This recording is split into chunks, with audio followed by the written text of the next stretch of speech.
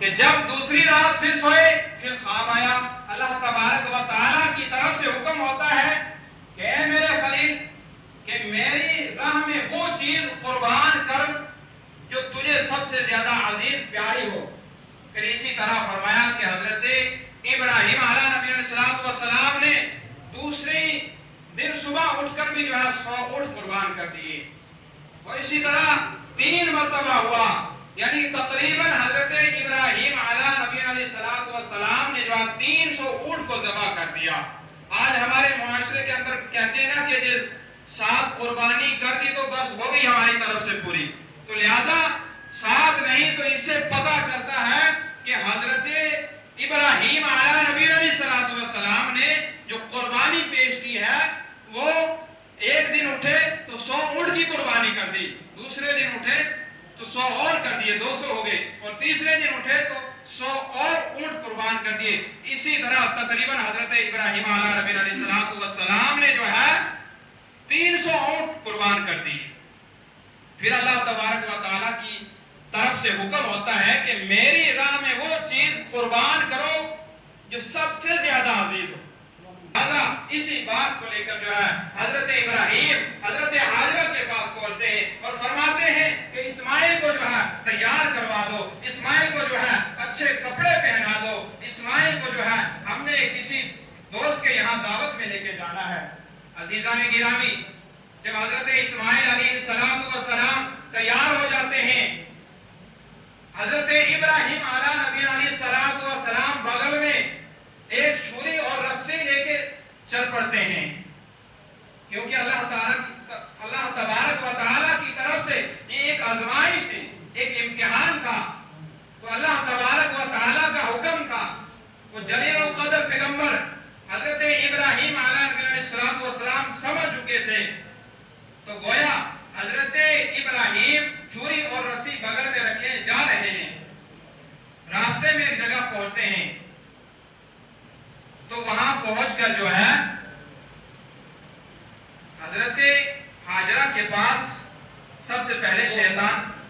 آ جاتا ہے بہکانے کے لیے۔ اس نے سوچا کہ حضرت ابراہیم کو جو ہے اس امتحان میں ناکام کرنا ہے، یہ جو ہے عجیب منظر ہو رہا ہے، تو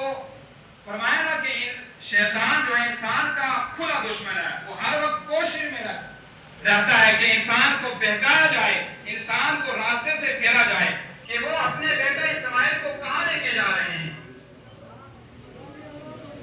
تو حضرت حاجرہ نے کہا کہ کسی دوست کے یہاں دعوت پہ لے کے جا رہے ہیں، تو شیطان نے کہا نہیں، وہ اپنے بیٹے کو جو ہے تمہارے بیٹے اسماعیل کو جو ہے ذبح کرنے کے لیے لے کے جا رہے ہیں۔ فرمایا ایسا کیسا ہو سکتا ہے کہ باپ بھی اپنے بیٹے کو ذبح کرے؟ فرمایا کہ یہ اللہ کا حکم ہے۔ جیسے ہی یہ بات سنی تو حضرت حاجرہ کی یہ بات،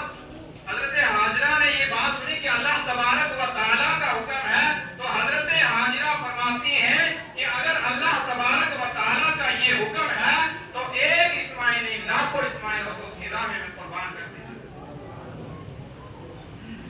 تو جب شیطان وہاں سے ناکام ہو گیا، حضرت اسماعیل نے یہی جواب دیا کہ ہاں، تو فرمایا نہیں، حضرت ابراہیم جو ہے تمہیں ذبح کرنے کے لیے لے کے جا رہے ہیں۔ اس پر یہی جواب دیا حضرت اسماعیل نے شیطان کو کہ ایسا کبھی ہو ہی نہیں سکتا کہ باپ جو ہے بیٹے کو ذبح کرنے کے لیے لے کے جائے۔ تو فرمایا، پھر شیطان نے اس میں کہا کہ یہ اللہ تبارک و تعالیٰ کی طرف سے حکم ہوا ہے، حضرت ابراہیم کو حکم ہوا ہے اللہ تبارک و تعالیٰ کی طرف سے۔ تو اسی وقت حضرت اسماعیل نے جب یہ بات سنی تو کہا کہ تو شیطان مردود جو ہے دفع ہو جا، اگر اللہ تبارک و تعالیٰ کی یہی رضا ہے تو میں اس پہ راضی ہوں، اگر اللہ تبارک و تعالیٰ کا یہی حکم ہے تو یہ میرے لیے قابل قبول ہے۔ اب شیطان دوسری جگہ سے بھی ناکام ہو گیا، اب شیطان نے کوشش کی، اب شیطان جو ہے حضرت ابراہیم کے پاس جاتا ہے۔ شیطان تو کسی بھی شکل میں کسی بھی صورت میں جو ہے پہنچ جاتا ہے۔ تو شیطان جب حضرت ابراہیم علیہ نبی علیہ السلام کی بات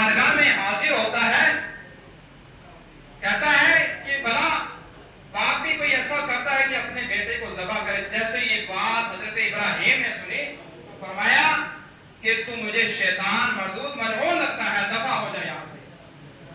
शैतान मरदूद वहां से दफा हुआ। आज हुज्जाज किराम जो है, हाजी लोग वहां जाते हैं, जो वहां कंकरियां मारी जाती है ना, तो वही जो हजरत इब्राहिम आला नबी अलैहिस्सलाम ने शैतान को कंकरियां मारी थी, तो अल्लाह तबारक व तआला को हजरत इब्राहिम का वो अमल, वो यादगार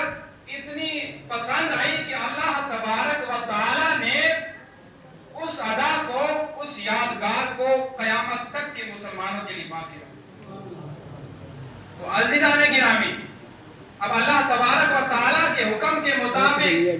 हजरत इब्राहिम आला नबी अलैहिस्सलातु वस्सलाम पहुंच जाते हैं कुर्बान करने के लिए। अब बेटा जो है बाप से नसीहत कर रहा है कि मेरे अब्बा जान, मेरे वालिद साहब, मेरा हुक्म ये है कि जब आप मुझे ज़िबा करने के लिए लेके जाएं तो इन बातों का ख्याल रखे कि मेरे हाथ पांव जो है बांध दे, कहीं ऐसा ना हो कि मैं तड़पूं, जो है आप मेरा खून जो है आपके जिस्म पर लगे। तो अज़ीज़ान गिरामी फरमाया,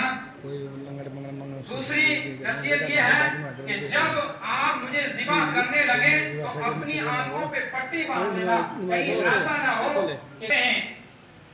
और ये अजीब मंजर है, ये अजीब यादगार है कि अल्लाह तबारक व तआला ने ये ऐसी यादगार कि अल्लाह तबारक व तआला ने उस यादगार को कयामत तक के मुसलमानों के लिए बाकी रखा। तो अज़ीज़ान गिरामी, जैसे ही हजरत इब्राहिम और हजरत इस्माइल आला नबी अलैहिस्सलातु वस्सलाम पहुंचते हैं तो अल्लाह तबारक व तआला की तरफ से हुक्म होता है, जिस हजरत इब्राहिम आला नबी अलैहिस्सलातु वस्सलाम उसको पूरा कर रहे हैं, कुर्बानगाह की तरफ करें, छुरी चलना बंद हो गई। तो हजरत इब्राहिम ने जो है छुरी को उठाकर जो है एक पत्थर पे दे मारा, पत्थर के दो टुकड़े हो गए, लेकिन वो छुरी जो है हजरत इस्माइल के गले पे नहीं चल रही है। तो गोया जब वो छुरी चला रहे हैं तो वो हजरत इस्माइल आला नबी अलैहिस्सलातु वस्सलाम के गले मुबारक पर नहीं चल रही है, बल्कि अगर उससे पत्थर काटा जा रहा है तो पत्थर के दो टुकड़े हो जा रहे हैं। तो फरमाया, जैसे ही ये हुक्म ये सुनते हजरत इब्राहिम देखते हैं, कहते हैं कि छुरी तूने पत्थर के दो टुकड़े कर दिए, लेकिन इस्माइल के गले पर नहीं चल रही है। तो अज़ीज़ान गिरामी फिर छुरी उठाते हैं और छुरी उठाने के बाद हजरत इस्माइल आला नबी अलैहिस्सलातु वस्सलाम के गले मुबारक पे रखते हैं। छुरी रखने से पहले हजरत जिब्रील हाजिर हो जाते हैं और जन्नत में जाते हैं, जन्नत से जो है एक बेटा लेकर जो है हाजिर हो जाते हैं। और वो बेटा जो हजरत इब्राहिम हजरत इस्माइल आला नबी अलैहिस्सलातु वस्सलाम की जगह रख देते हैं। तो उस बेटा की जो है उसकी कुर्बानी हो जाती है और हजरत इब्राहिम आला नबी अलैहिस्सलातु वस्सलाम अपने तो जब ये सुनते हैं तो हजरत इस्माइल आला नबी अलैहिस्सलातु वस्सलाम पढ़ते हैं ला इलाहा इल्लल्लाह वल्लाहु अकबर, जिसको तकबीर तशरीक हम कहते हैं, जो हमारे लिए पढ़ना वाजिब होती है ये 9वीं ज़िलहिज्जा से 13वीं तक, तो इसको तकबीर तशरीक कहते हैं। तो गोया बहरहाल ये हुआ कि अल्लाह तबारक